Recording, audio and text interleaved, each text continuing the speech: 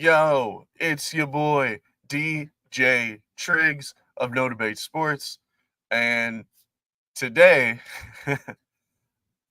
you notice we don't have Steve Metrics. What's going on, Steve? Where are you? No, he's actually on a travel coming back home, so he could join us at any time. Who actually knows? It'd be kind of cool. Um, but So since Metrics isn't here, what we're gonna do is we're gonna start off with a little bit of FIFA, some or FIBA, I should say, not FIFA. Whoa, no soccer. I don't know anything about soccer, uh, but I thought I'd break down more in depth a little bit about FIBA um, and a bunch of the teams around and how they're grouped and stuff like that. Just to start off with, like if you don't know, there are 8 groups, and they block them off by letters, A through H, and uh, there's right now there's about 10 teams that are really showing up. Uh, there there are some wins today and some losses, but I'm not gonna like spoil that for anybody because they were literally in the beginning of the day, and I don't know how many people actually watched all of them, but let's just put it this way. Uh, I put about 10 teams down that like have a shot. If you didn't know, France, which was one of the top teams in all of the world, actually got booted. Well, not technically booted. They're still playing, but they have no shot at getting to the next stage. So the first 8 groups, in Group A, we have the Dominican, which they were actually ranked 23rd in the world, which they're definitely going to be higher than that now because yeah, they're one of those teams that have a good shot. They actually have Carl Anthony Towns. Uh, Basically, he shoots whenever he gets the ball. He's out there definitely showing everybody that he's one of those guys. And of course, with the Minnesota Timberwolves, they're always looking for that potential. Well, he's supposed to be that potential superstar, but he hasn't really hit that next level yet. And it's just one of those things where you're kind of waiting on him, and you're like, come on, man, we know you can do it. Him and Anthony Edwards, they traded for Rudy Gobert, basically uh, the entire team. um, and then so they're in Group A, and in Group A they're probably going to win Group A. But it doesn't actually matter if they win or not. 2 teams from Group A are going to go on to the 16 team knockout round. That it'll be 2 teams from each group, and then Group A, those 2 teams will play against Group B, and each team will play Group B twice, and then your record after that, then you go on to the final 8, and that's where they get to the single elimination tournament. Um, but yeah, Group B has Serbia, which they were ranked 6th in the world, with Bojan Bogdanovic, Nikola Jovic, who is blowing up the summer league for the Miami Heat. He and Jaime Jaquez, and then so then you got to go to Group C. That's where the United States is. They're obviously going to the next level. They'll make the 16 team breakdown. They were 2nd in the world, only to Spain. We'll get to Spain in a second. And then, of course, you got Group D, which they have Lithuania, who's ranked 8th.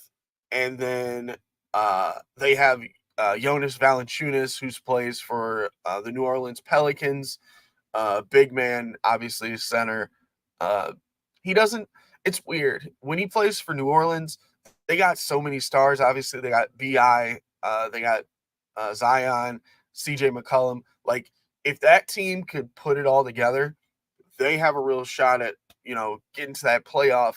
getting to that next level. But obviously, most of that falls on Zion's shoulders. Um, but yeah, Jonas he's a beast. I mean, even when he was with the Raptors, he was doing his thing. Then of course you have, and like I said, they were ranked 8th in the world.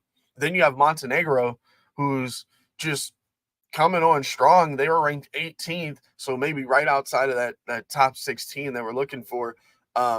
Nikola Vucevic, who plays for the Bulls, and on top of that, used to play for the Orlando Magic. You're talking about a 20-point scorer, big time rebounder, just does his thing, right? Um, he is lighting it up. Like, he is doing his thing out there. Again, being the only NBA player doesn't mean they don't have a lot of talent, but he's the man, no doubt about it. Then Group E, that's where Germany pops in. They were ranked 11th. Dennis Schroeder is like on a tear. He's famous for, he had that contract offer out there. Big, I believe it was 4 years, like $84 million, if I'm not mistaken. And he said no. And then basically had to play on like the mid-level exception the next year. Uh, so almost like a Latrell Sprewell, if you know, you know.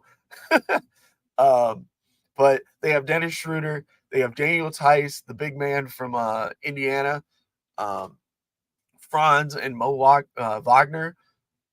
Both of them playing for the Orlando Magic, which is really cool. Two brothers get to play for their national team with Germany and in the NBA at the highest level.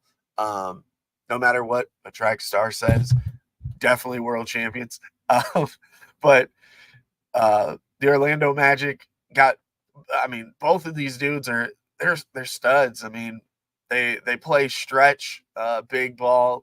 They can do it from the inside. They can shoot the three. They basically do everything. Um, and then that goes to Group F, which Slovenia, Luka Doncic. I mean, what can you say about that guy? He's a walking triple double. Probably at some point is going to have a shot at getting an MVP trophy, but who knows? They're ranked 7th in the world. And then Group G has Spain, who's ranked 1st in the world. Obviously, they've won many championships, World Cups, gold medals. Like, they're usually the pain in the side of the United States. They got a lot of former NBA players like Rudy Fernandez and stuff like that. Santi Aldama from the Grizzlies is literally the only NBA player they have, and they do the thing. They play good team ball. I mean, they've been playing basically the exact same way since they had Powell and Marcus Gasol back there. Then that comes to finally Group H, which is probably, to me, the biggest threat to the United States. Latvia is ranked 29th, and they basically only have Davis Bertans, who plays for the Oklahoma City Thunder. He was with the Wizards for a while. Stretch big, definitely plays the 4, the 5.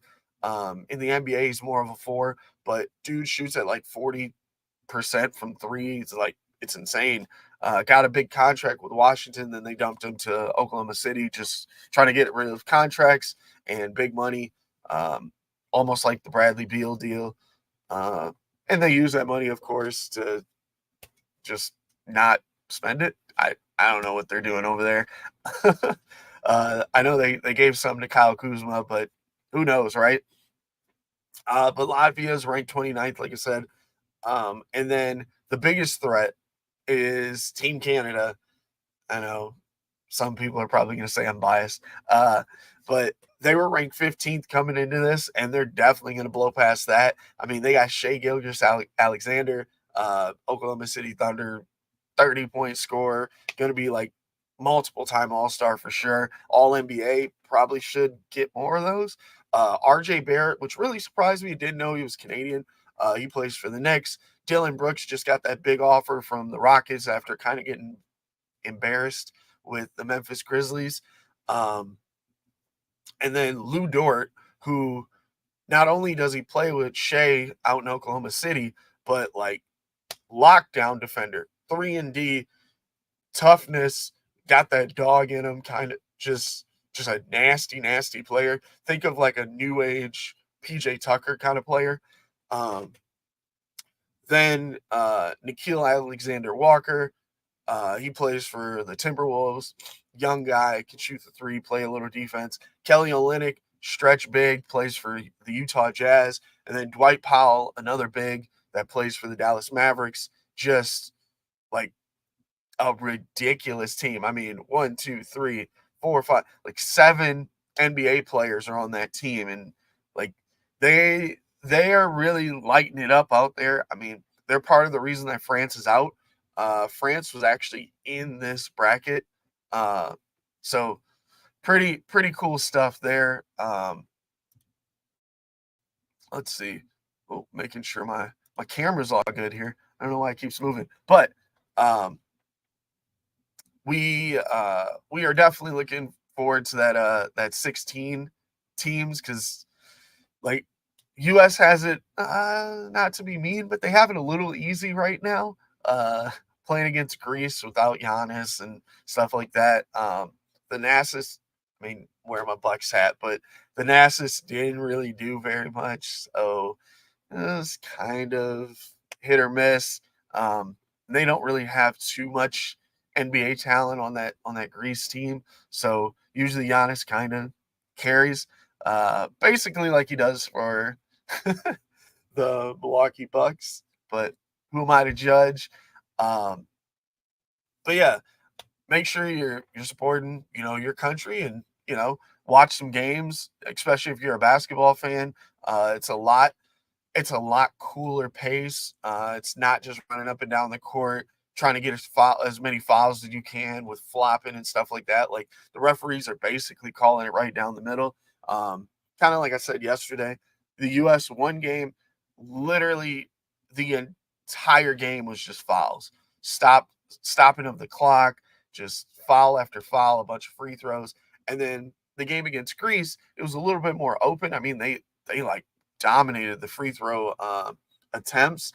There were, I want to say it was like 30 to like 10 or something ridiculous.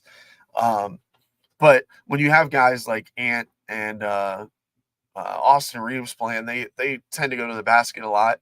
Um, Jalen Brunson and Tyrese Halliburton are definitely going to move the ball a little bit more. And, you know, uh, that's why the U.S., they're the favorites right now. So who knows? But yeah, I kind of wanted to stretch it out a little bit with basketball, but there's something really burning my I don't even know. It's just burning me up on the inside, and kind of makes me laugh a little bit. um, so of course, you see everything on the bottom. Follow, subscribe to No Debate Sports. I mean, this is No Debate Sports. I'm DJ TRIGGS. Again, we're missing metrics today, but he'll pop in once he gets a shot. I promise that.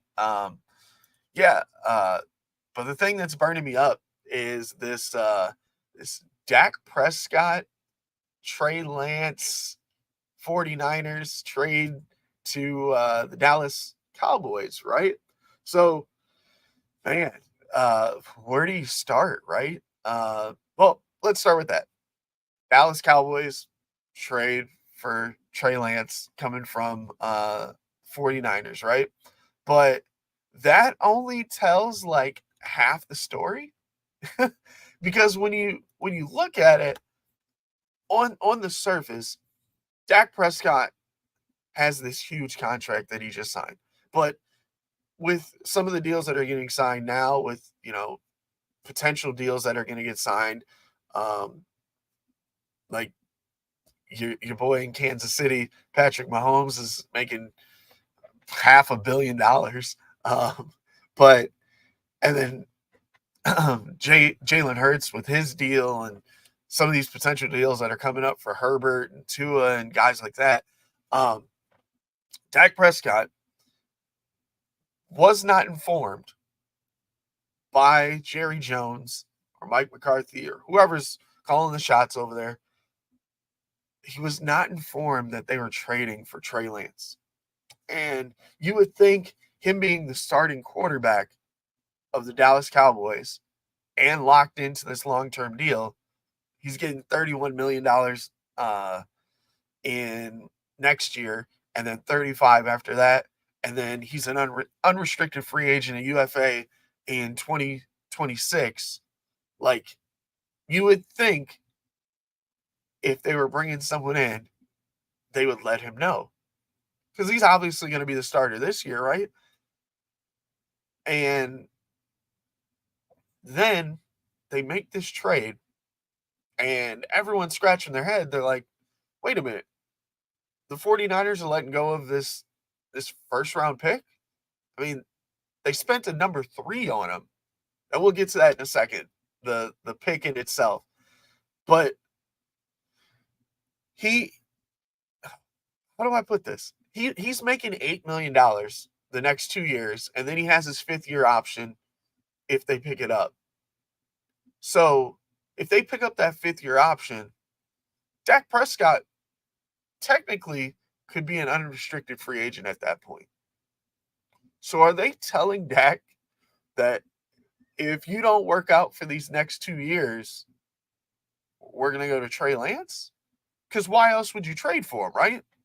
It doesn't make sense.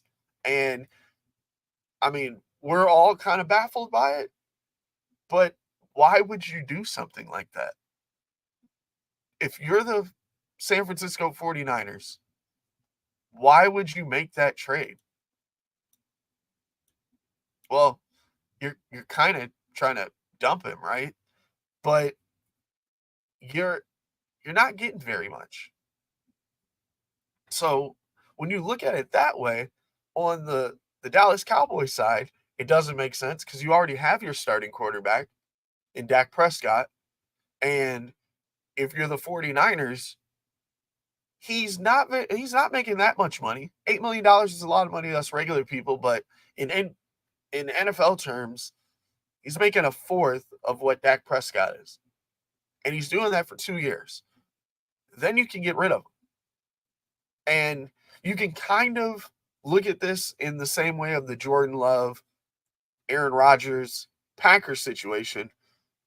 But even in that case, it's not the same. Because Jordan Love had all these years left, and they went through the entire 4. And then instead of picking up the option, they basically gave him like a guaranteed deal kind of thing for that 5th year. And then they moved Aaron Rodgers. So are the Dallas Cowboys going to use that guideline and let Trey Lance kind of sit there and, learn? And he actually knows the system because it's kind of the same. But he's going to learn under Dak Prescott. And then does Dak get upset like a Brett Favre did to Aaron Rodgers? Or like an Aaron Rodgers did to Jordan Love? Because, again, it doesn't make any sense. So even if you're a Cowboys fan and you don't like Dak Prescott, well, Trey Lance isn't playing this year unless Dak Prescott gets injured. And Dak Prescott has 2 more years on his deal.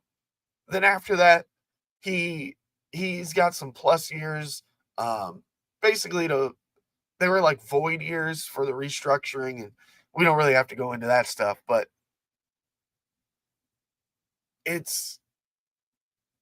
Dak's going to be a restricted free agent 2025. Trey Lance's 5th-year option can kick in at that point, and then he wouldn't be a UFA until 2026. Now, if you're a Trey Lance fan, he doesn't get to play for 2 years at the very least. And then if Dak Prescott blows it out the water and he's amazing, which is what they thought when they signed that deal, then what do you do with Trey Lance? Now, if you're like me and I say draft picks, to be honest, draft picks don't really matter. They're fake currency. It's all potential. And as we see, a lot of first-round picks, maybe Trey Lance, are busts. So I believe they just basically threw like a late round pick, and they're just like, here, let's whatever. If he's good, he's good. If not, whatever. We didn't do very much. But now let's go to the 49ers side. They found Brock Purdy, Mr. Irrelevant, the very last pick in the draft. They find this guy. Every quarterback, Jimmy Garoppolo, Trey Lance, everybody gets injured.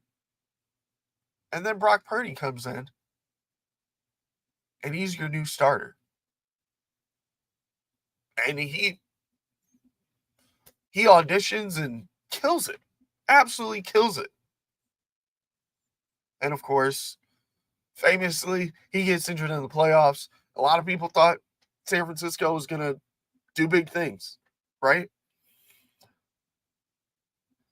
So the 49ers are supposed to be the Shanahans are supposed to be these quarterback gurus, right? We got lists on top of lists on top of lists of all the quarterbacks that they've helped. But they traded up to get Trey Lance. Remember, they traded the number 12 pick, a first-round pick, and a third-round pick in 2022, and a first-round pick in 2023. So 3 first-round picks to move up 9 spots. 3 first-round picks and a third-round pick to move up 9 spots. And moving up that 9 spots, it didn't really help them, because now they're in the space of Trey Lance getting traded. So what do you do there? Now, if that all sounds crazy, let me tell you a story. Let me tell you the Trey Lance pick story. This goes all the way back to 2019. Yeah, Trey Lance didn't even get picked until 2021. We're going to 2019. Miami and Houston pull off a trade. Houston receives Laramie Tunsil, the tackle, all-star tackle. Heck of a player. And they send a future first-round pick to the Miami Dolphins. Now, the fun part about that, the Texans were 4-12. Yeah, we only played 16 back then. They were 4-12.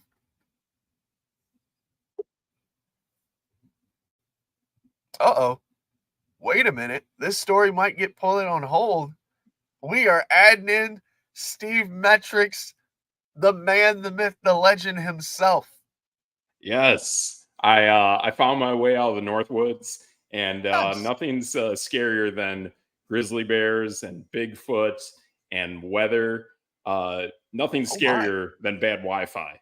And that's what I found my way away from. That's insane. Yes. So I am back, and here we go. Okay. Let me finish off my. I don't know if you could hear what was going on, but let me finish off on this Trey Lance story, and then we'll get your 411 on it. Okay. So we're up to 2019, where Houston trades that first round pick for Laramie Tunsil. Great tackle, right? Yep. Houston then goes 4-12. So now this pick is valuable. Yes. San Francisco is looking at that pick that Miami gets from Houston, and they go, hey, we want that number 3 pick because we have Jimmy Garoppolo over here, and we're not happy, which blows my mind. They send the number 12 pick, so a first-round pick that year, a first-round pick from 2022, a first-round pick from 2023, and a third-round pick from 2022 to move up 9 spots. Yep. And they grab Trey Lance at number 3. Yep. Now, this is where the story gets good. So Miami is now thinking, okay, what can we do? Well, they trade their pick to move up to number 6, and they get a 5th-round pick. They send Philadelphia the number 12, a 4th, and a first-round pick the next year, and they get all-star wide receiver Jalen Waddle. Wow. And it doesn't stop there. Oof. So they traded that package to Philadelphia. Well, Philadelphia's like, we don't want this pick either. They trade up to number 10 with the Dallas Cowboys, which is crazy because it's inside division. They trade the 12th pick and a 3rd-round pick same year to go to number 10, and they get Devontae Smith. Wow. Now it gets even more bananas. Yeah, I did all this research because it blew my mind. Nice. The Dallas Cowboys with that number 12 pick. How about defensive player of the year candidate Micah Parsons? Oh, gosh. Wow. Yeah, Now, that's insane. Let's go back to the Dolphins, because remember, the Dolphins got that first round. They got the number 12 that we just talked about, moved all over the place. All of those all-star, all-pro caliber players. Yep. Miami then trades that future first-round pick they got in 2022 in a package to get Tyreek Hill. Yep. Okay. Gotcha. Wow. And on top of that, it gets better. The first-round pick that they got in 2023, they moved to go get Bradley Chubb, another superior pass rusher. Yep. Absolutely. And it gets even more bananas because they made that trade with the Denver Broncos, right? And the Denver Broncos got their first-round pick. They sent it to New Orleans to trade for head coach Sean Payton. That's insane. When you trade for a coach, it's just insane. It gets more nuts. So the New Orleans Saints take that 2023 pick, that first-round pick. They just drafted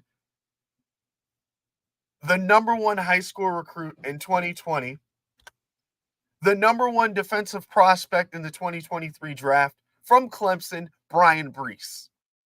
Okay. So they just got themselves a stud. So now think about that. The San Francisco 49ers got fleeced so bad that for that number 3 pick for Trey Lance, Miami got Jalen Waddle, Bradley Chubb, and Tyreek Hill. Yep. That's insane. And the 49ers basically got nothing. They got nothing. Yeah. I heard yesterday that Geno Smith last year played more snaps than Trey Lance has played in his NFL, college, varsity, and junior varsity combined. Yep. And like, if he's hyped up that much, then why didn't people in today's day and age of artificial intelligence, data-driven technology, why don't you realize there's just not enough data? Like, just clear as day. Like, he's raw. He's got mechanic issues. He's got a lot of things to work out. I just don't understand where all that hype comes from, and he's clearly not ready. Yeah. It's almost crazy. Yeah. For a team as Oh, go Yeah. ahead. Go ahead. For a team as smart as John Lynch at GM and Kyle Shanahan as a head coach, I mean, granted, they're doing the exact same thing they did back in Washington with Robert Griffin and Kirk Cousins, with Purdy and Lance, but still, like, they shouldn't have even gotten there. It should have been someone else instead of Trey Lance, and then pair that guy up with Brock Purdy and see who you get out of it. So I just don't understand how you have so little data and you go all in to make that kind of move. Yeah. And even what I was talking about earlier too is like he's not making any money. Like he's only making 8 million. I think it was like 7 something and then 8 million the next year. And he has that 5th-year option if they wanted to go that route. Right. Why do you just throw him for nothing? Right. Yeah. And now Dallas has that ability as well, right? So now they Yeah. own his rights. Now they get him for 2 more years plus the 5th-year option, then a franchise tag, and they can see what they want. I mean, I think Dallas is kind of savvy on this. I give them props for making that play. I do, but from everything that's been reported, they never told Dak Prescott. And Dak Prescott has 2 years left on his deal. And I kind of compared it to the Brett Favre, Aaron Rodgers more so than the Aaron Rodgers, Jordan Love. Like Sure. they knew it was coming for Jordan Love. Yes. And Aaron Rodgers was kind of moving money, and they gave him a 1-year deal and a +1, and almost like the LeBron deal in the NBA. But like back in the Brett Favre days, like Brett Favre was like, okay, you're forcing me to retire, but I still want to play. And then when he retired, he was like, yeah, I do want to play. And Dak Prescott, yeah, he had a bad season last year, and he's not the greatest quarterback in the whole world, but he's top half of the NFL. He is. And you just gave him this big deal. Right. Yeah, absolutely. I mean, Dallas definitely overpaid for him. But the other thing, too, that we notice at No Debate Sports is when we line up all of our quarterbacks and we look at our bona fide rankings. And you know what? I will bring it up here and show you where Dak Prescott lies. Yeah. It's very, very interesting where he shows up on that quarterback list and how people perceive him as a quarterback. The best thing that I can point out with Dak Prescott is he is essentially middle of the pack. Middle of the pack. He is middle of the pack, elite level talent quarterback. And ironically, he's right there with Tom Brady. So if Tom Brady were still playing right now, he would be average elite level. Granted, that's a massive drop off for Tom Brady from 2 years ago when he was right up there with Aaron Rodgers for MVP. But with Dak Prescott throwing that many interceptions and not really having too many games that were all that stellar, it puts Dak Prescott right at the middle of the pack where I think a lot of people perceive him to be. A lot of people think of Dak as kind of like that Derek Carr, kind of Russell Wilson kind of talent. They're all kind of stuck in the middle is where I think a lot of people think they are. And even Geno Smith is too good at 13. I think Geno Smith is part of that group as well. Yeah. I mean, his nickname is middle of the pack Dak. At least that's what I call him. But exactly. I like it. Like he's not with that star level, but he's not bad. Like I'm blanking on someone that like Howell from Washington. Sure. Or like a Baker Mayfield. Like when I say those names, I'm like, oh yeah, they're back. They're kind of horrible. But then when I go, okay, Dak Prescott is like Kirk Cousins, or like you said, Russell Wilson, or Geno Smith. I'm like, okay, yeah, all those guys are like the same. They are. Yeah. I mean, I think you got Kirk Cousins and Jared Goff are kind of a step above because of the fact that they have good offensive lines. They can just put a team on their shoulder. They can light it up. They have great targets to throw to.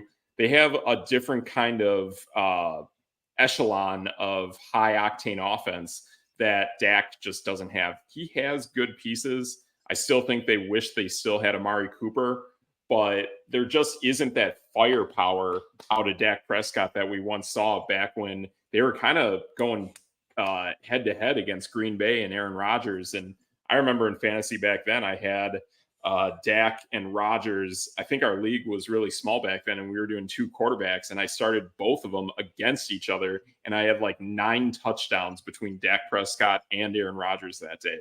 That's the Dak Prescott I want to see. But ever since that, and ever since even the Dallas Green Bay playoff game, he's just been a shell of himself. He's never been that guy again. Possibly there's more injuries that have racked up since then. He's definitely had that torn labrum 2 years ago.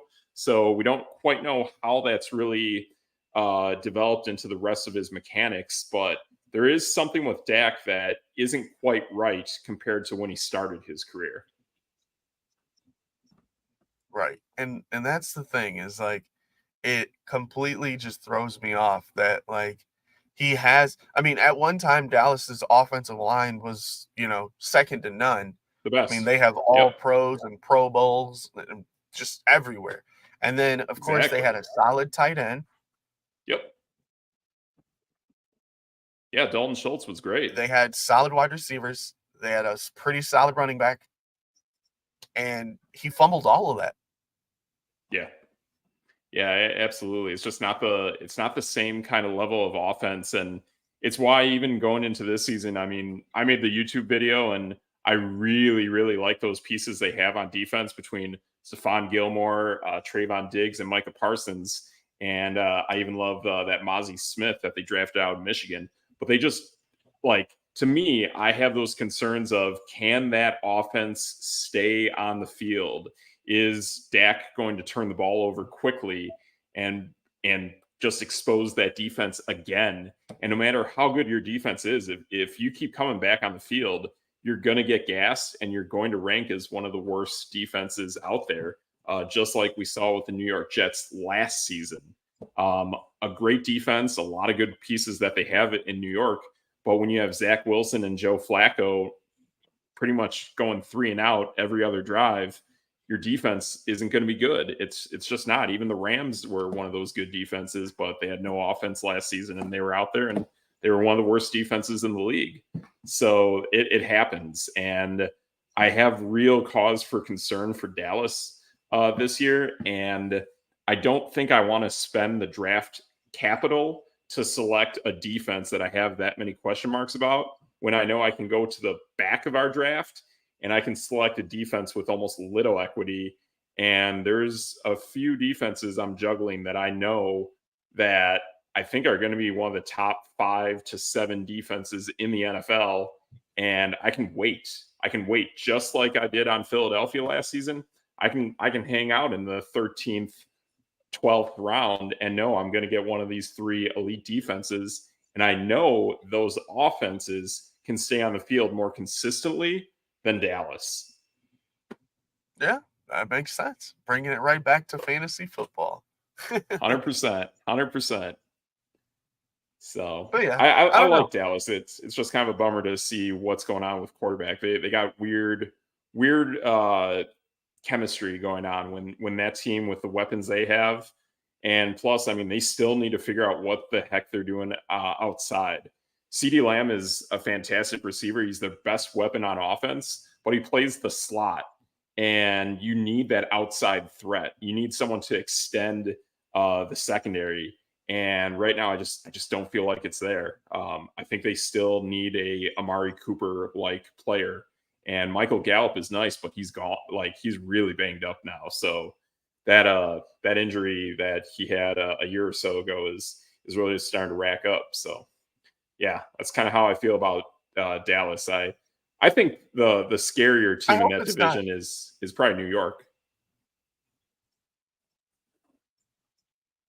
Yeah, I hope it's not too late on the Brandon Cooks deal. Like, sure, the dude was getting 1,000 yards every year with quarterbacks that you couldn't even name who they were. And yeah, exactly. Now he's a little older and he finally gets to go to a team that's good, and who knows if it works out. Yeah. Brandon Cooks is a really good talent. I mean, he's been hopping from team to team pretty much his whole career, but he does have that speed threat. He's got that deep threat. He's a real solid receiver to have, but he's not a he's not a grind you out kind of receiver like a CeeDee Lamb or a Devontae Adams or a Garrett Wilson. He's just he's more of a go route kind of guy. And the thing is, too, when you have one of those guys and they go out for a really deep pass, well, then they're going to get gassed and they're going to be taken off the field for the very next play. So that already depletes your receiving core to an extent. So, yeah, there's going to be a lot of Tony Pollard in that offense this year. And then I guess the question is Tony Pollard going to hold up to it? It's going to be a heavy workload. I mean, the guy broke his leg like 7 months ago. So it all adds up. I mean, we'll see what Dallas can do, but this could definitely be a season where Dallas takes a significant step backwards.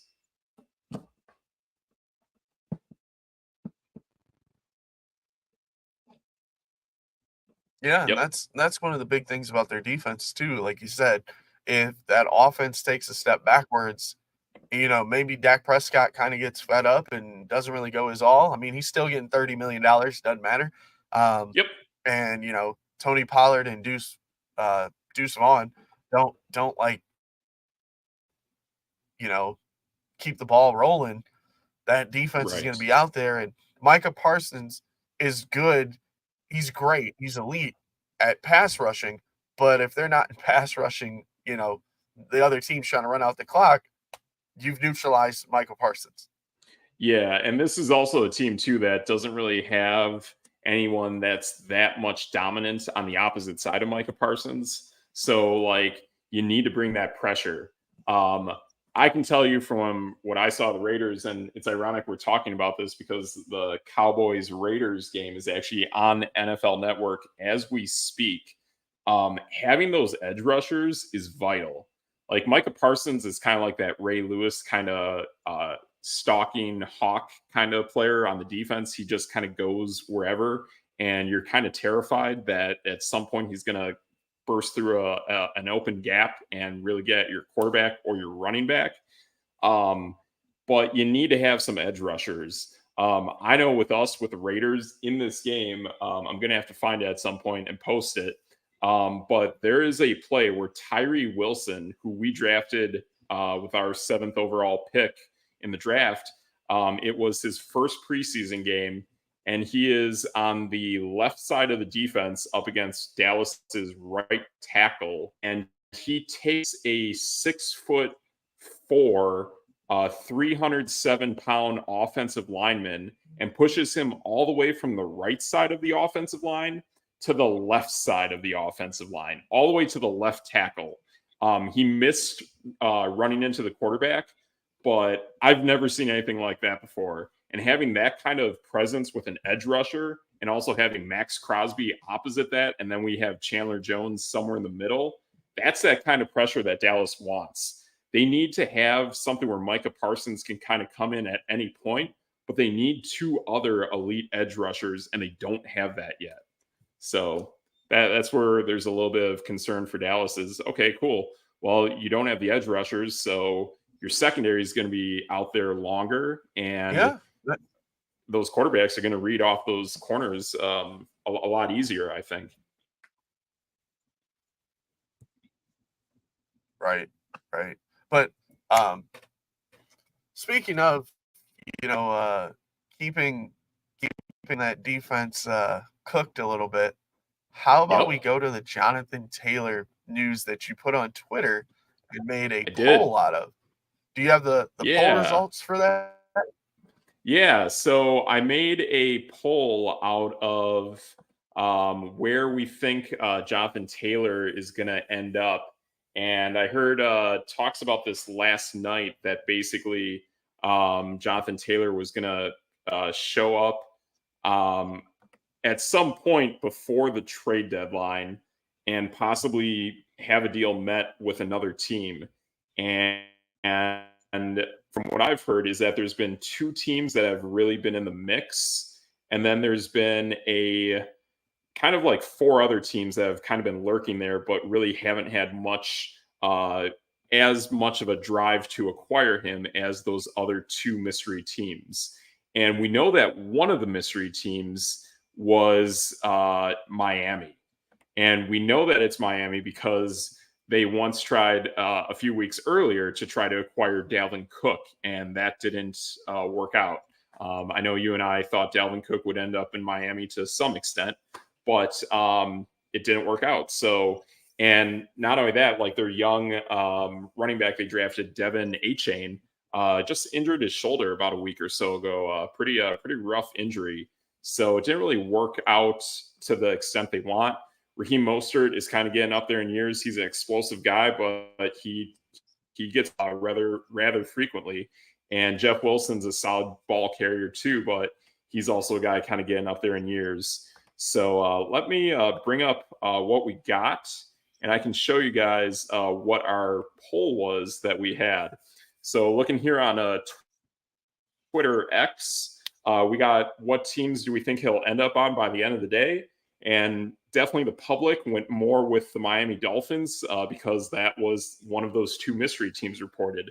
I put up the Eagles because that's another team that's been talked about with him, that if they can just add a significant piece to that running game, that granted DeAndre Swift is great, but he's another guy with injury concerns. And then Rashad Penny's got it as well. And then you have Kenneth Gainwell, he's pretty good. He's not as scary as what's his name, the running back that went to as a Miles Sanders that went to Carolina, but it is what it is. And then the third team I put on here was the Chicago Bears. I put Chicago on here because they have a ton of cap space. They basically have, I think it's about 30-ish million left that they can spend. And they already spent it about a week or so ago on Yannick Ngakoue. Really good edge rusher. He played with us in Vegas 2 years ago. And last year he followed Gus Bradley to Indianapolis and played fairly well with the Colts. So the Bears just brought in Yannick Ngakoue. That's a great way to solidify their defensive line, have a really nice edge rusher outside. But they still have money to spend. So I thought Jonathan Taylor would be a great fit there. And their run game is nice, but it still needs that added like extra burst. So I thought Chicago would be a great fit. And then I put other. There's other teams out there like maybe a Minnesota or something. I've heard Tampa Bay, but they're not really in the running for anything. So it's just kind of weird what those other teams are. And then the other thing I was thinking of is what if somehow things got smoothed over with Indianapolis and he remained in Indianapolis? Well, that's what happened, but things are not on good relations. It's a pretty sticky situation they got there, and it's just not really going well with that. So yeah, so that's kind of where we went with that.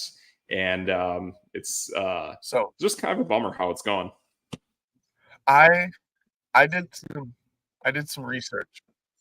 Sure. I did some fun research. So I actually checked up with our fantasy depth tracker on our website. Yes. And it kind of gives us the up to date on Bono numbers. And I know some of our viewers love the Bono numbers. Yes. Absolutely. With bona fide players. So I was checking the Miami Dolphins, right? And they have Raheem Mostert, Jeff Wilson Jr. Both of those guys are, and not in a mean way, like they're studs. Don't get me wrong, but their bona fide number is basically zero. They're just so they're basically the Dak Prescott of running back, right? And what he just said in they're Dak Prescott, and what James just said on our YouTube, he got put on the PUP list, and he can't be moved until 4 weeks into the season.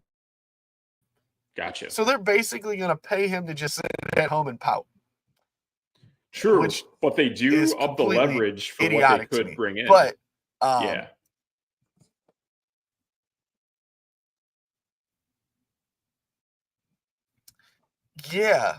but if it's almost like there's only going to be a couple weeks until that trade deadline, and then they're kind of stuck with a guy that doesn't want to be there that they have to pay. Like, Right. I don't know. It Yeah. seems silly. Yeah. But It so does. the Dolphins would be a good spot, but Sure. they have like 15 running backs. It blows my mind. The They Eagles, do. same thing. DeAndre Swift he's a positive. He's pretty close to that elite level when he plays, but like you said, Yep. he's injured. Rashad Penny, he's kind of hit or miss. The Bears,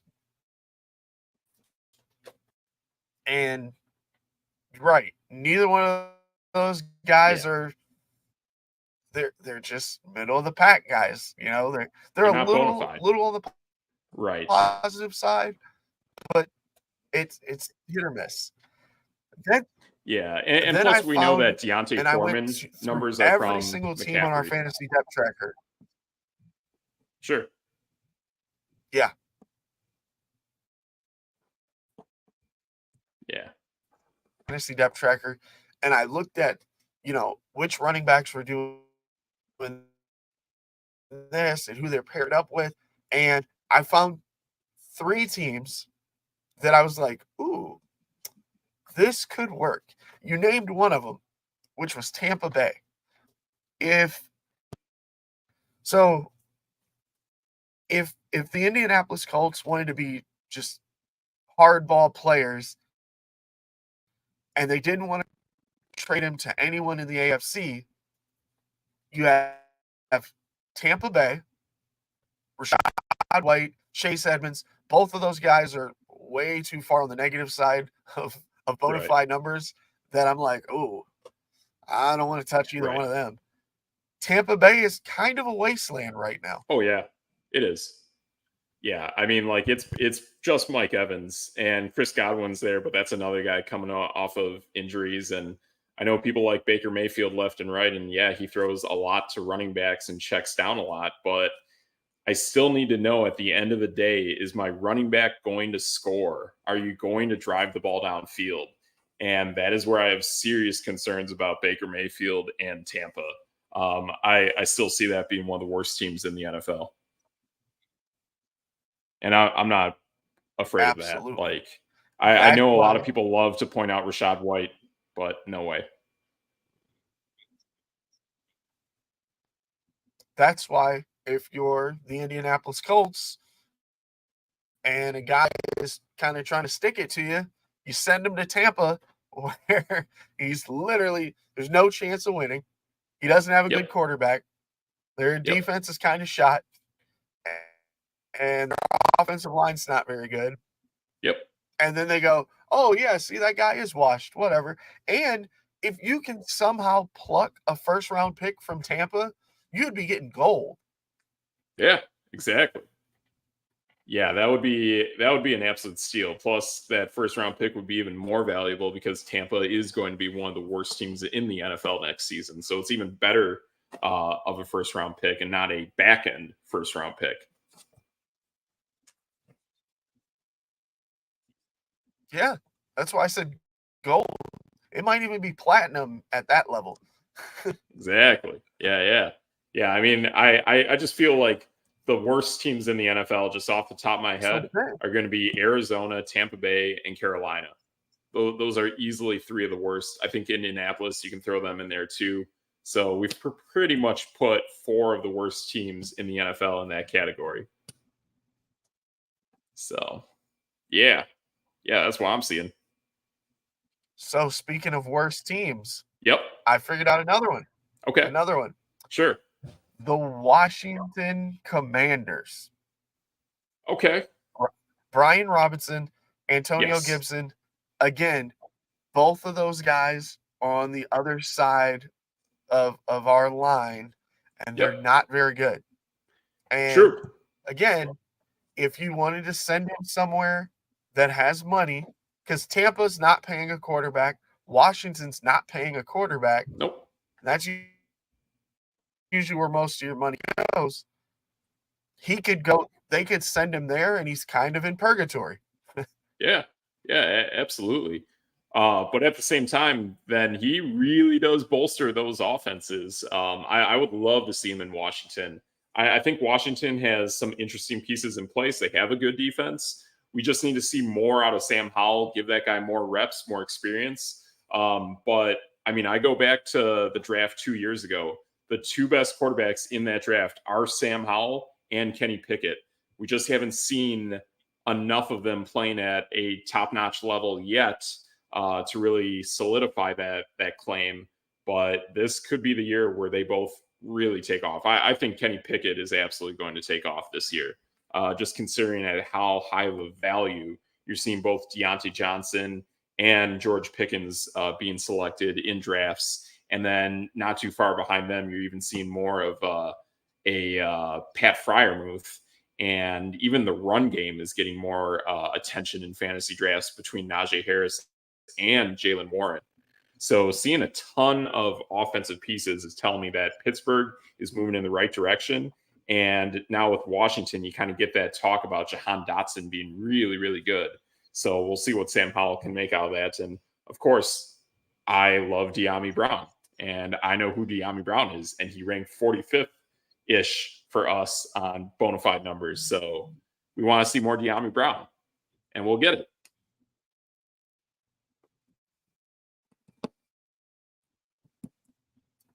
And then last but not least, the Buffalo Bills. James Cook, Damian Harris, both completely negative, actually had the same negative Bono value. Wow. And are we talking like kind of bad negative? Are we talking like negative 0.2, negative 0.3, something in that range? Is that kind of how far down we're seeing those guys? Negative 0.6. Oh, that's even worse. That's way worse. And considering what I saw of Josh Allen, considering what I saw of Josh Allen in Pittsburgh, I'm kind of more concerned with drafting James Cook now and wondering, are they really going to? I think they're really going to end up being like the Green Bay Packers back when they went X-1, went into the playoffs with that 1 seed and then just got trounced by the Giants. I think they're going to be one of those teams that is all air, all offense, and no run game. Buffalo's got kind of a defense. We'll see what happens this season, but I still don't think they commit to the run game. I think you're spot on that they should be a team to land a Jonathan Taylor. Like, that is huge. That's why Jonathan Taylor was so good even 2 years ago with Matt Ryan, was people had to respect Matt Ryan throwing the football, and then Jonathan Taylor just rams you up the gut and plays incredibly well. And he would do that in Buffalo, like you point out.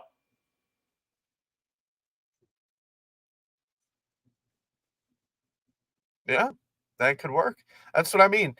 I think Buffalo's a pretty good shot. Yes. But yeah, like I thought about those three teams just based off of bona fide value alone. They're the three worst running back spots in the NFL. Yes. Yeah, that's pretty key. And I think it's interesting too, back when I looked at yards before contact for running backs, just running backs alone, and Buffalo ranked second in the entire NFL. Like, they ranked phenomenally, yet they still struggle to commit to running the football. And you need a bruiser kind of a back. I mean, I look at these teams like Buffalo and Kansas City, and the biggest things they're missing on offense is like a Derrick Henry, Bijan Robinson, angry style of running back. So if you were to get a guy like a Jonathan Taylor or a Josh Jacobs, like, that would be exactly the kind of guy that you need in that offense. One that puts the fear of thunder and lightning in that opposing defense. And I like Isaiah Pacheco, but the guy's a little too short. And you can tell Kansas City is still kind of weird on running the football as well. And that's where Buffalo is, just like Kansas City.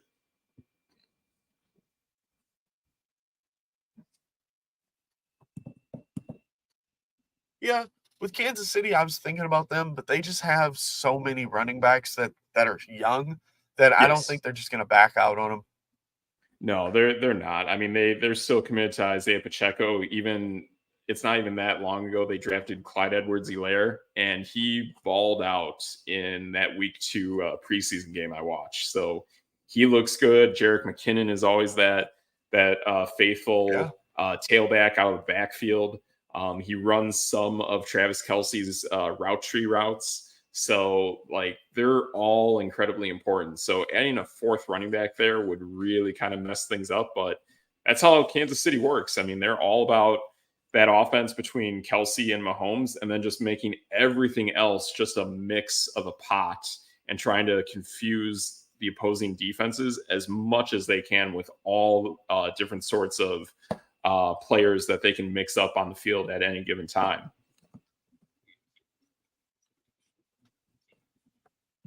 Yeah, that's true. But yeah, I don't know. I was just thinking about places for Jonathan Taylor. Maybe I'll make a video out of that. I don't know. Not really sure. Yeah, absolutely. Yeah, something like that would be awesome. And I do feel like you were pointing out that some kind of deal should be made before the draft deadline. This gives Indianapolis a way to really kind of like leverage up that equity that they get in return. So they looked at what teams were offering. They didn't like it. And they felt like, you know what? Okay, cool. We'll wait 4 weeks. He'll be completely healthy and we'll be paying him, and we'll get to see what teams really, really want to give up for a potential playoff run. And the NFL season is rough. Guys can go down at any given moment. What's to say that a team like Atlanta doesn't start hot, but loses a Bijan Robinson and says, "Screw it, we're rolling the dice. Let's bring in Jonathan Taylor. Let's do something wild and crazy like that, so we can keep our momentum going and still keep our game plan the same as it was when we started the year." So all it takes is one significant injury and things can instantly change like that. So even though I don't like what is really going on here, I do like the leverage that Indianapolis is trying to manipulate and it benefits them. But I just hate seeing the way this is going because the player that they drafted in Anthony Richardson and bringing in head coach Shane Steichen from that Philly offense, I think it's exactly what that team needs. So it's very toxic to see how things are developing with Jonathan Taylor. I just felt like this would be the perfect storm for those two elite players to really develop over time and make something really special out of that offense.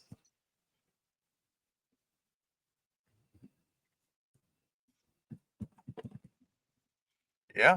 They also don't have any other weapons besides Jonathan Taylor. Yeah, it's really bad. I mean, no one's going to respect that passing game. And looking at Anthony Richardson's completion percentage already in the preseason is dreadful. It's like 43%, and that might be high on his percentage. I mean, if we want to look at guys in the preseason that are not playing well, he's one of them. Bryce Young is one of them.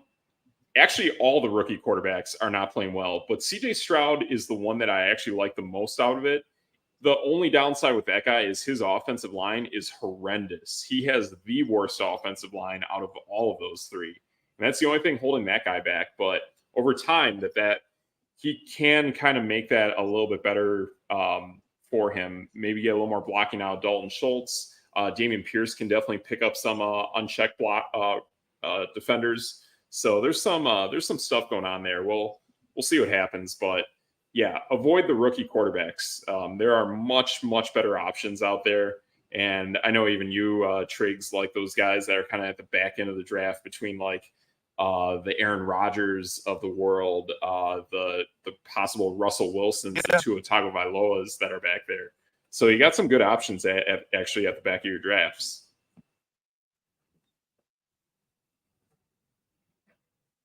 So yeah, I'm looking at the Anthony Richardson completion percentage.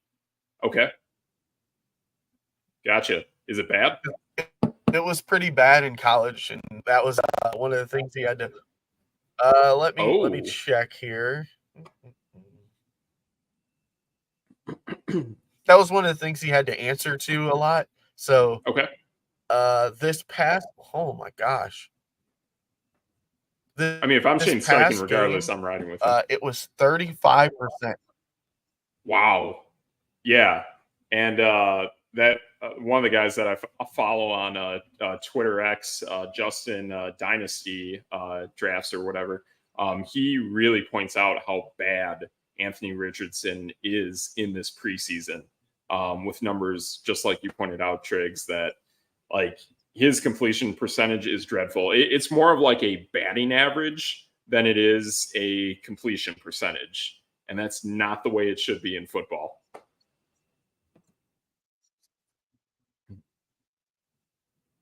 Oh my.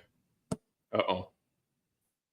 Seeing some more Yeah. bad So Bono. first game, here's just a quick breakdown. His first game, he was his quarterback rating was 39.2. Okay. That's not good.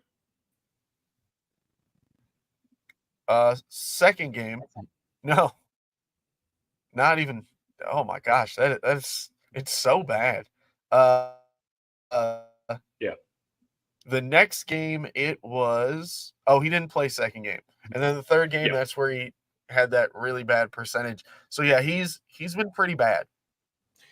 Yeah. And I know like the national media wants to give him a pass and everything, but like it's still the National Football League. It's still going to be really raw. You're going to have to develop. But at some point, like it's not okay. Like it still has to be checked out.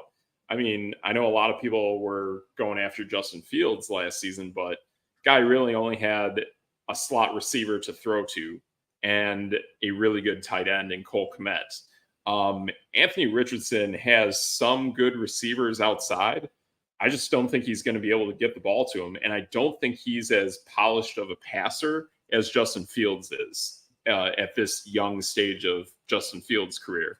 So I think Anthony Richardson has a long, long road to go to really get up to speed to where he should be. Yeah, I did the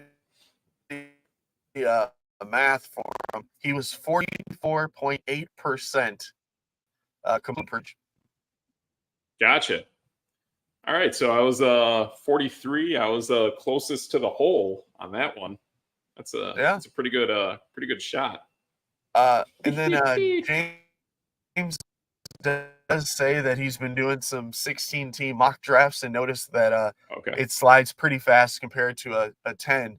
And yeah, like you're talking about 3 rounds into like 1.5. Yes. So compared to 10 teamers. Yeah, and I'm like, for us, I mean, I'm starting to put my puzzle pieces together for what my game plan is for Sunday. And I mean, I'm looking at some things that I recognize and the path I want to go. And it's ironic because I see some of these really, really good writers out there on Twitter that are putting out like these really top-notch strategies that can really win you your fantasy league. And they are pointing out the players that I'm looking at. The problem is they're pointing out players 1 to 2 rounds later than how they would go in our draft. I mean, yes, if you're in a 10 to 12 team draft, you're looking at guys like, I don't know, Jahmyr Gibbs in round 4, or like we pointed out earlier, James Cook, that's probably a guy you can get in round 7. But in our draft, Jahmyr Gibbs might go in round 2, and James Cook might go in round 4. Like, that's fast. That is really, really fast. And we have to, you really have to understand that, like, basically the moment a 16-team draft starts, basically the direction that your first 2 picks go, that will dictate your team, and it will dictate kind of the momentum that other players or other teams in your draft are going to play off of. So things move fast, like really fast. If a lot of receivers are gone, well, all of a sudden the running backs are going to go. And there's 16 teams in the draft, so probably in the NFL, there's probably 5 elite Bono quarterbacks out there. They might all go at once in any given round. So things happen fast. I think things are going to be moving a lot faster for our league this year, and like James is seeing, like things are totally different. I would think a 10-team draft compared to a 16-team draft probably feels twice as easy as a 16-team, because it's almost like 8. Like you can almost wait on any given player and build a insane team with only playing against 9 other opponents, compared to the 15 onslaught that we're going to be facing off against on Sunday.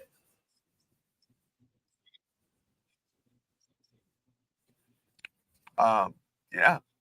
Unless you're playing against the people that James was in a drafted, and it's just completely bananas. But that won't be happening for us. I can bet that. Yeah. I know things are going to move. I know there was one guy in our draft who drafted Patrick Mahomes, I want to say immediately in round 1. I don't think that will happen again, but I could see some quarterbacks going maybe at the end of round 1, or seeing just a slew of them going in round 2, like our cheat sheets are pointing out. That's kind of the stuff that we're starting to see here.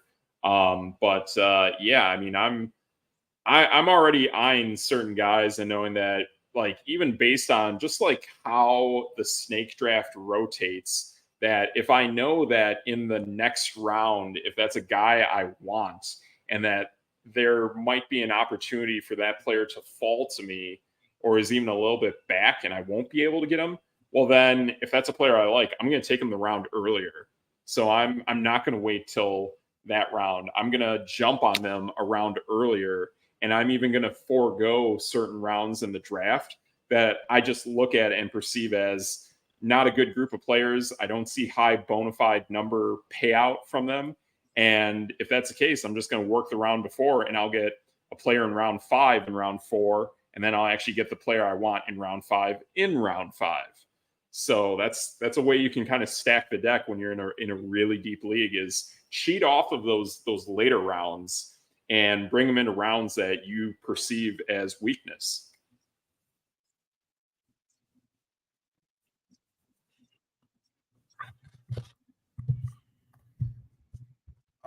Yeah. So I'm gonna cut metrics every single time that I see there's someone he wants. Exactly. Yeah, there are definitely players out there. So yeah, we'll see. I did have Damian Pierce was a guy I wanted last season, and I was really bummed out about his injury, but that was a player that I liked that got swatted away from me, I think in round 6. But yeah, like if you build your team well and you got a good game plan going in, I ended up having half of the players I drafted remained on my roster by year's end. And I always look at, I don't know if you remember the year, Triggs. It was way back when I think there were like 6 of us in the league. We were way small, just scrapping by to get by. And basically, the guy who won our league, I don't think he made like any transactions at all. Maybe like 1 or 2 players. Granted, it was 6 teams, so like everyone's team was elite, but his team was way better than everyone else's, and he flat out won the league. And it just shows that if you can draft a team incredibly well, and yes, people like to work the waivers, but if you can draft a dynamite team, that will go the distance. It is absolutely the best way to play. And yeah, waivers are nice, but really, if you can build a solid team from the get-go and have those handcuffs, have that protection in your lineup, you're going to go the distance. Like, I think James's team is insane that he drafted. But some people just get lucky too. That's true. That is true. You definitely get lucky at times. So, but yeah, for James, looking at like his number 3 running back is Bijan Robinson. That's insane. That is absolutely insane. Yep.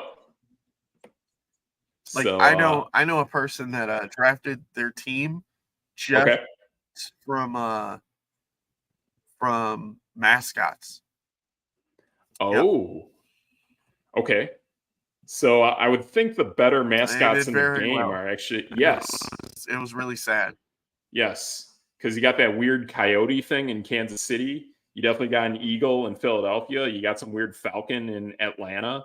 Yeah, it's pretty much just insane mascots. My Raiders actually have a mascot finally this season.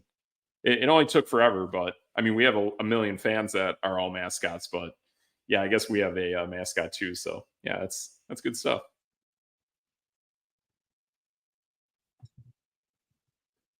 Huh. Yep. Yeah. There you go, Triggs. There you go. Good stuff. Yep. Yep. Good deal.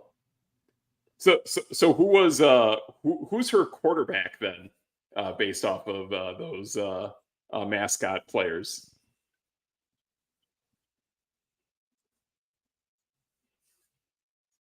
Oh, I have no idea. I think it was either 2 years ago or it could have been last year. I'm not really sure. Gotcha. That's fair. So, But yeah, good stuff. it would be something like she would literally say stuff like, "Oh, I did some research." I'm like, "Oh, proud of you doing research." And then she'd go, "Yeah, I like the color of this jersey." And I'd be like, "What? Okay." And she's like, "Yeah, I just picked a bunch of guys that I like their jerseys." Okay. There you go. There you go. Huh. Yeah, I have seen a few interesting teams every now and then on Twitter. I saw one team that was the entire Atlanta Falcons lineup, and then the other team I saw yesterday was the entire Baltimore Ravens lineup, just top to bottom, just every running back, every wide receiver, Lamar Jackson, Tyler Huntley, Ravens defense, and Justin Tucker. They got them all.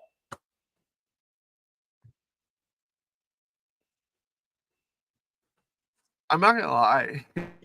If there was a guy, a buddy of mine in one of our paid leagues, Sure. he is a big 49ers fan. And so he Oh, would reach for 49ers players. okay. And he wasn't at the draft this year. So we kind Okay. of made like the joke. I can't remember who was the first 49er to go off the board, but we all turned around. We're like, where is he? Oh, wait, he's not here. Who drafted the Yes. 49ers guy? And we all just laughed.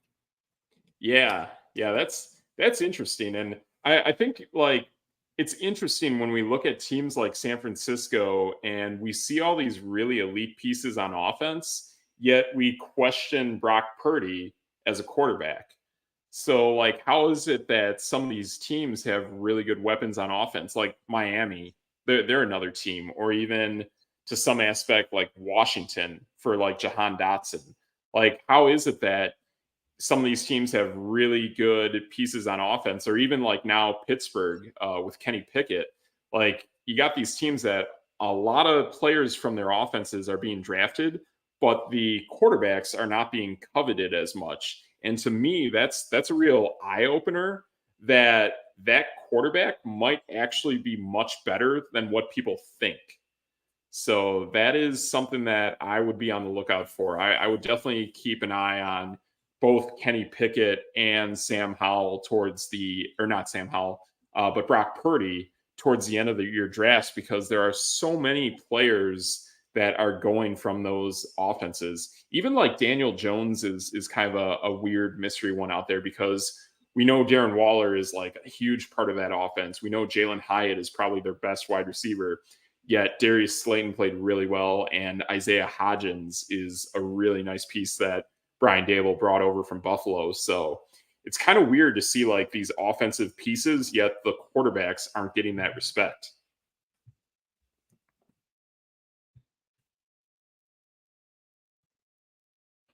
Yeah. I don't know. It just and spin it back down to guys not drafting the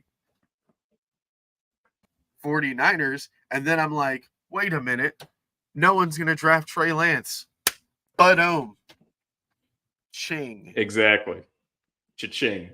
There you go. You can get your Dak Prescott. You can get your, there you go. You can get your Dak Prescott. You can get some average elite talent. You can get Derek Carr. and you can watch some of his guys ball out, and then you can watch Derek Carr just absolutely vomit over himself in the second half of football games, and he'll be right there with Dak Prescott. So that's how I feel about Derek Carr, in case people were wondering. Yeah, I mean, you're the Derek Carr expert with the Raiders there. Yeah, and I can tell anyone, if you're looking for like elite fantasy football numbers out of Derek Carr, you're not going to get it. You're just not. You're going to see maybe 1 to 2 weeks that you're not planning for, and you're going to see a lot of weeks of disappointment, and you're going to see a lot of games that New Orleans should have won just not go their way. So yeah, when I'm looking at a second quarterback, I mean, I've definitely been I've been in the wrong with predicting how Derek Carr should do on a individual performance, and I would avoid him. I would definitely look at other pieces. I like some of those pieces on offense, and I am kicking around drafting those players for my fantasy team, but himself as a quarterback, I'm not ready to go with yet. Maybe that's a in-season waiver acquisition, but going into your draft, I would be very leery of Derek Carr. I just don't like it.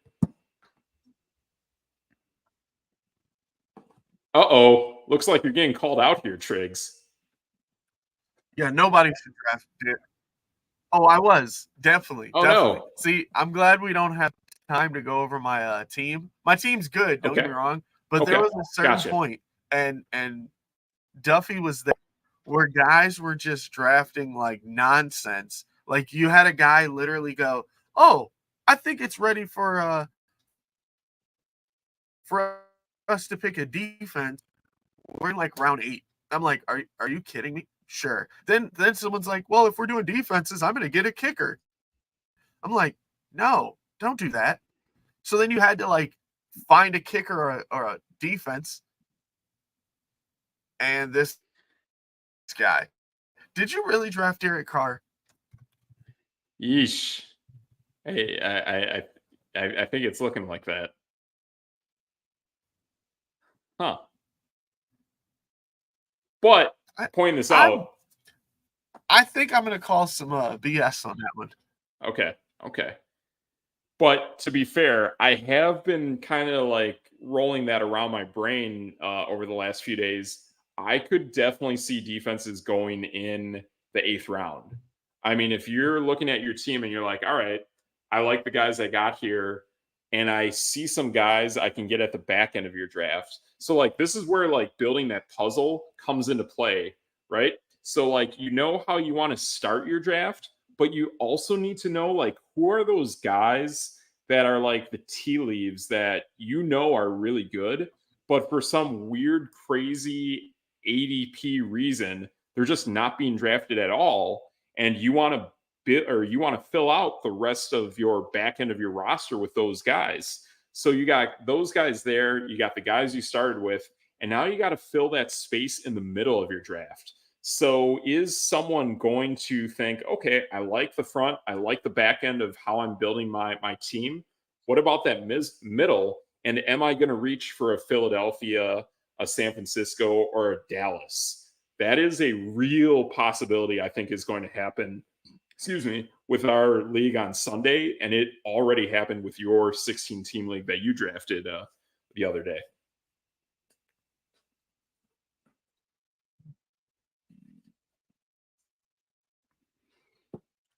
Yeah, but with these guys, like, I mean, Brett, I could be wrong, but I'm pretty sure Patrick Mahomes went like 2nd or 3rd. Whoa. Yeah, that's way high. Not even kidding. Yeah.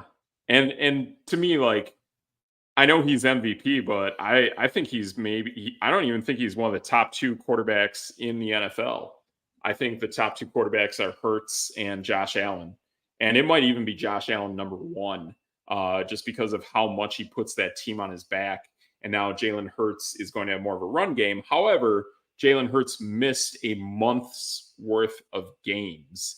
And for us, with our bona fide number metric, Jalen Hurts still missing that month still was the most elite quarterback in the NFL last season.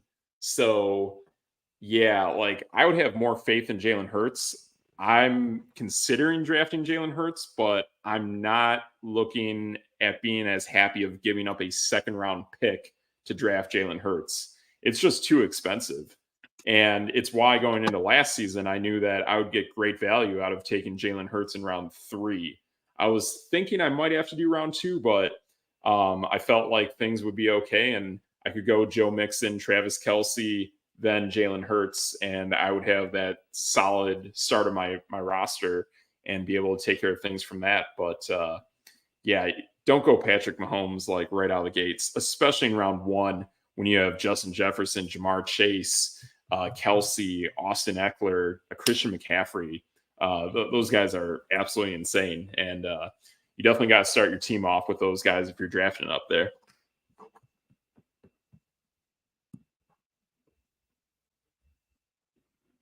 Yeah, I agree. It's crazy. Drafting is bananas. Yes. And Brett, I do like your comment. I do like how you think Josh Allen is trash. I'll point this out there. I mean, the way Buffalo looked against Pittsburgh was incredibly concerning. And I know this past week, Buffalo played Chicago, and that's still a defense that's still trying to like morph and build itself up. And yeah, like Buffalo looks lights out against that. But Buffalo plays in a division that is going to be Buffalo might have the worst defense of all 4 of those teams in that division. So it's going to be tough sledding this year. It's going to be tough sledding against the rest of the teams out of their division. And if we see more of how Josh Allen played against Pittsburgh, that's really going to show itself. And then Josh Allen and the rest of those guys really drop off. And I just want to put this out there, like people like stop this Dalton Kincaid thing. Like the guy is playing in 12 personnel. Like Dawson Knox is going to get his fair shares of targets. And if you get to the goal line and it's 12 personnel and the other guy gets it and maybe they figure out that run game, you're really going to hurt yourself by taking a guy like Dalton Kincaid. So I'm just like, yeah, I'm with you, Brett. Like Buffalo might be one of those teams that I completely avoid because the hype is so high and it's so glaring what they did against a team that was a really good defense last year. They might be a great defense this year in Pittsburgh, but I don't know. I don't think Josh Allen is as elite as he once was. So we'll see.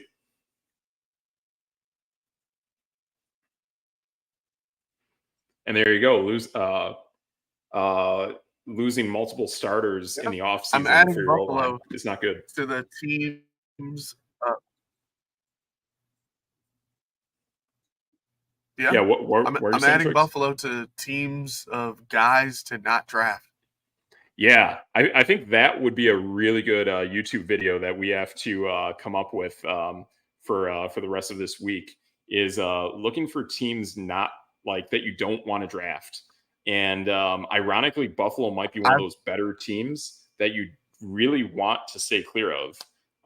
It's just a really wonky team, and to get that offensive line worse and really not make any strides on the team in general, whether it's defense or wasting your first overall pick on a tight end when you already have kind of an average middle of the road tight end. I just don't understand. I think that team needs a big vertical threat, or maybe a big CeeDee Lamb slot receiver threat, and they don't have that. So yeah, it's a really weird offense. I'm just not too happy about it. I don't know. I just don't like them. I think there are much better options and much more savvier, better value options that you can get out there in your league.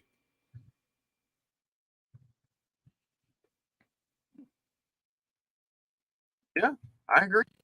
I'm all with you. There we go. Cool. Good deal. Yep.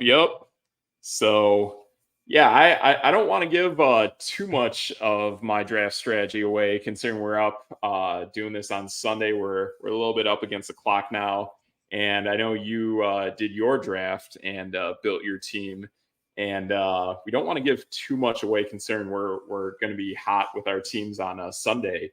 But I definitely want to give our viewers a heads up that we are adding essentially an extra show this Sunday. So between Triggs and myself, we are live streaming our draft. So we're gonna bring up the ESPN interface for the draft lobby, and you'll see all of our picks. We'll probably be posting our picks here in the chat. We'll be chit chatting stuff as it happens. Yeah, so pretty cool. Brett's gonna be drafting as well. But yeah, there's definitely going to be some fun stuff that we put out there this Sunday. So yeah, got a lot of stuff, and we're building our puzzles and stuff. So yeah, that's a pretty cool suggestion you got there, James.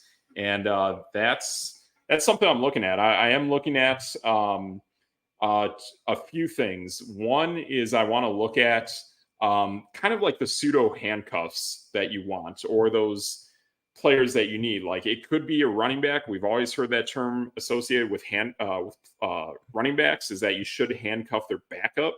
But I think it also applies to receivers and possibly some tight ends in a weird way.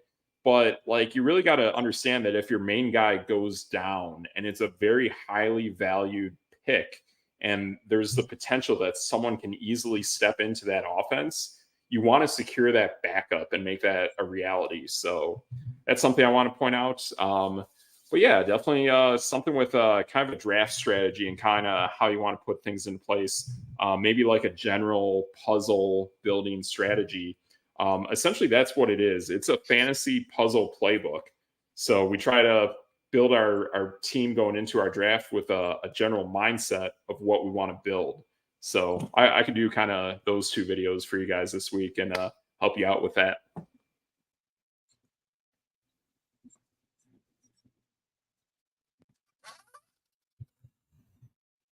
Yeah. So good stuff. Yeah, good stuff, Brett. Looks like you got your podcast at 7 with us. Sorry, I'm answering all the chats. Yeah, I like it. I like it, Triggs. Good deal. Nice. So yeah, that's pretty good stuff. Yeah, so that seems like a good time to wrap it. We've been going for an hour and a half. This is an hour show, dang it.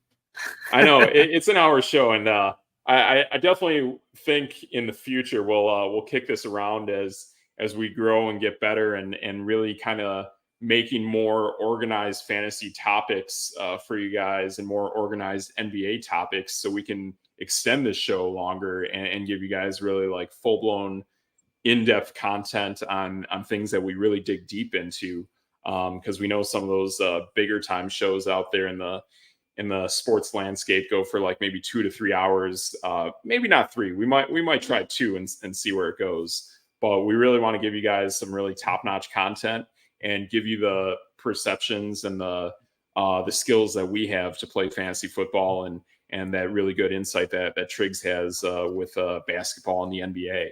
So that's something good stuff that we gotta do. So looks like the people have spoken. And I gotta give the people what they want, and looks like the people want to know what is my belt. So color scheme today is a teal, a little bit of orange, on the Sprecher shirt. We got the ginger ale, we got the teal shirt going there, and so with that, kind of got back home from being up north and playing around with bad Wi-Fi. So with that, we got Scooby-Doo. So I figured out how to get good Wi-Fi. I came back to my roots and I got good Wi-Fi. So there it is, Scooby-Doo.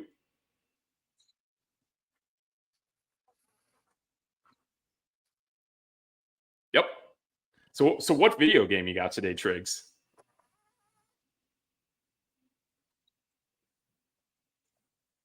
We're going with WrestleMania, the original. Oh my. No, not the original. This is like the second WrestleMania, Super WrestleMania. Okay. Looks like I'm seeing Hulk Hogan, and is that Randy Savage? Yeah, is that Randy Savage? You are correct. Nice. That looks pretty awesome. Recognizable wrestlers on that game, and that's pretty dope looking. I even like the little rainbow thing that's off in the corner of the sticker. Good stuff. Yep. Oh, that was the LJN logo. Okay. Cool. Well, good stuff. So yeah, I think that's a pretty dope show we got for that game was actually legendary for being in the. Oh, okay. It was legendary for being in the arcade. Ooh, interesting. That's pretty cool. Yeah, I definitely love me some arcade games, and one of these days I gotta show you guys some Ms. Pac-Man arcade action, and also some Street Puzzle Fighter. Speaking of me loving puzzles, Puzzle Fighter is the best arcade style video game that I've come across. So yeah, we'll have to show you guys that someday. So good stuff. So yeah, you can see us at our yeah. Oh, metrics. I know. But you can follow us down here on all of our socials. Be sure to follow, subscribe. We got Instagram, TikTok, Twitter X, Facebook, YouTube. We are all there all the time. And again, this upcoming weekend, you're going to get almost 3 shows out of us. You're going to see us on Sunday doing a live fantasy draft, our Monday show, and our Tuesday shows, just like you're seeing this week. So we got that. We got more content coming out of Triggs and I for the rest of this week. It's a busy fantasy week. It's like our fantasy Super Bowl. That's what you get here with us at No Debate Sports. So I'm Steve M3TR1CS. We are flipped on the screen today. Am I pointing the right way to you, Triggs? Am I pointing the right way? I wonder. I don't know. You are. Yeah. Yes. There we go. Good stuff.